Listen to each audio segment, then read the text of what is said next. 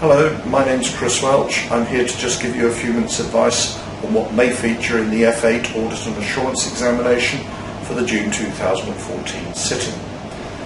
The examination paper is the last one under the current structure, so you will have 5 questions, of which question number 1 will be a big case study question carrying 30 marks.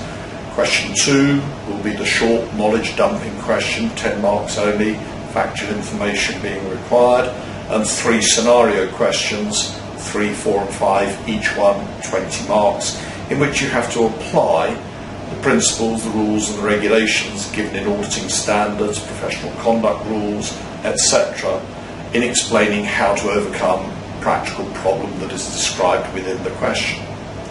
Now, the examiner has remained unchanged for the last few examinations, Pammy Bowell. She's a very fair examiner. She asks questions that have relatively simple, straightforward marks, and you've got to make certain that you identify those marks and make a maximum attempt to get those marks and leave the complex areas until later. For this examination, it is very, very important that you watch your time allocation very carefully and that you concentrate on answering the questions that are actually set. So my advice is always to students doing this exam to highlight the verbs, highlight the connecting words and, or, do this and, do that, for instance, and make certain you address all the requirements of the question.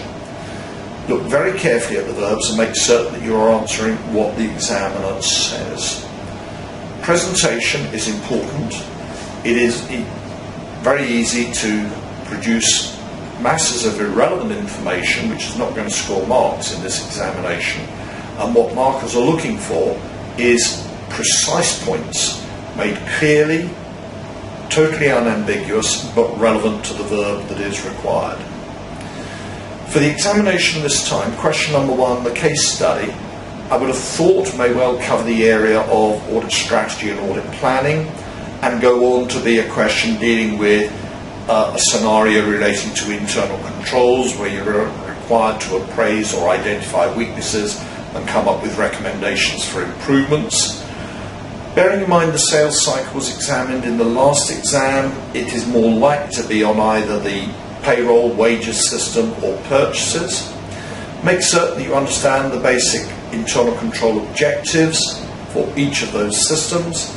You understand the key stages that should be required in processing transactions in the wages cycle, the purchases cycle, and you understand how to present an answer in the form of a letter of weaknesses or in a table of weaknesses that have been identified and give constructive recommendations for improvement. Question number 2, the knowledge dumping area, is always very difficult to predict, but you will probably get questions requiring detailed knowledge of some of the specific ISAs. And the only way to do that is to have comprehensive reading and understanding of the ones that are most likely to come. As regards the scenario questions 3, 4 and 5, I personally believe it's time that we had a question, one of the questions in that area dealing with professional conduct rules and ethics. It certainly was missing from a large extent from the more recent examinations, so make certain you understand the IESBA 5 principles of ethical conduct, you understand the 5 major threats, that you understand the safeguards that will be put in place to minimise the impact of the threat. But remember, if a threat cannot be reduced to a satisfactory level, then either you've got to avoid the threat, which may mean resigning as the auditor or refusing to accept the position in the first place. The second of the scenario questions I would have thought is likely to feature substantive testing in some form or other of one of the major areas of the SFP, the balance sheet.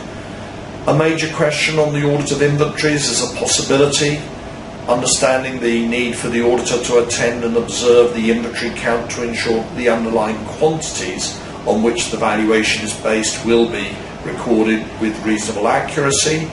Watch out for possibly a section dealing with the importance of the assertion of cut-off in the context of inventory, and it may then go on to deal with the basic principles of valuation where you have to apply the rules and regulations of IAS 2. Remember, inventory should always be shown at the aggregate of the lower of cost and net realisable value of the individual components.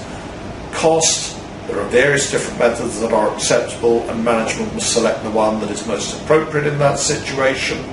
Net realisable value, the known or the estimated selling price, less cost to completion, marketing, selling, distribution, etc. It's not going to be complex, but keep it simple. Get the key facts across from the principles. And then the final scenario question. We didn't get anything in last time's examination on internal audit or corporate governance, and I think something on that area could well come through.